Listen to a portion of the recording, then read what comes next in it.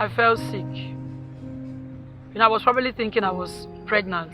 After some days, I was taken to the hospital where I was diagnosed after a series of tests that I was having typhoid and malaria, and I was being treated.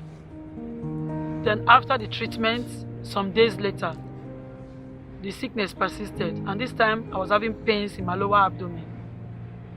Then after some days into the pains, we went back to the hospital where I was told to go for a scan. And after the scan, the results showed that there was fibroid and I was not pregnant. When I had the news of the fibroid, I became worried. I left that hospital.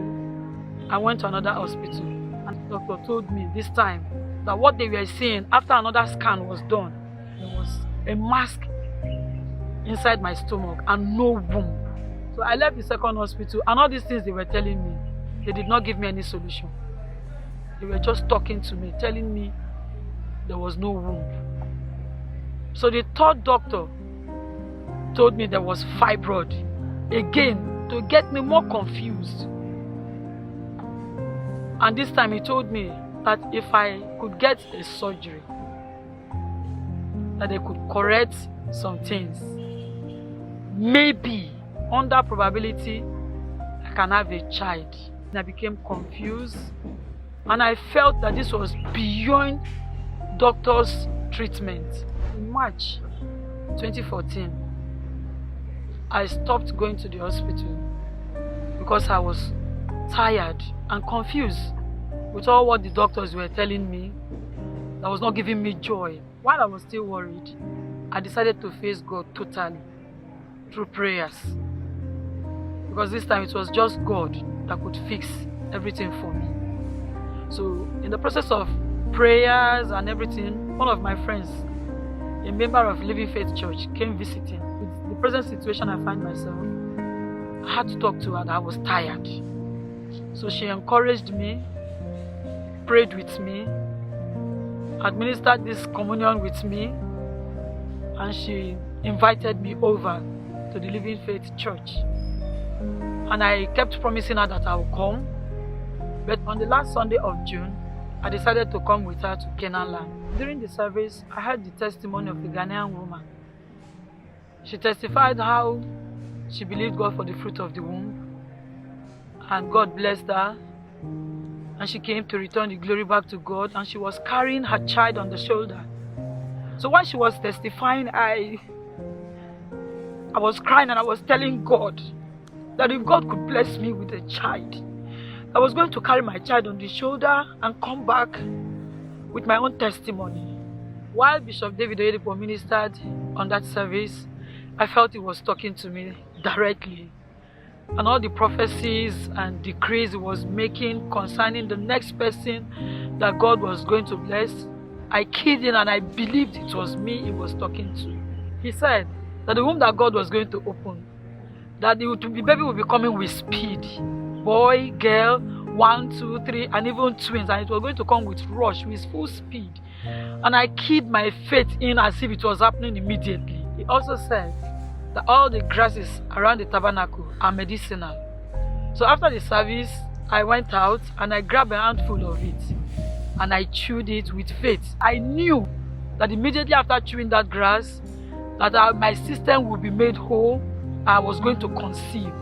When I got home, I shared my experience in church with my husband, and we held hands, we prayed together.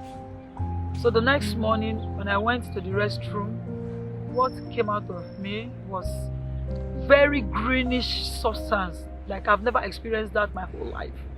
And I felt that at this point, something was really coming out of my body that was not supposed to be in there, and that I was getting my healing immediately. And that was it.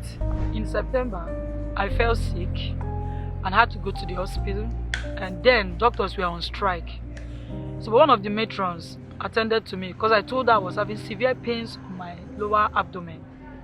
And while she was examining me, the second one was going through my past medical record, and she told me that I was pregnant. But the one holding my past record said that with what she was seeing on my record, that is not possible, that I could not get pregnant. So at this time, based on their arguments, one of the matrons advised that I go for a scan, which I did immediately. So I'm getting to the lab. The sonographer, while checking me, told me I was okay and the fetus was okay. And I was like, which one is fetus? He said the baby. And I said, that is it baby or fibroid that he was seeing?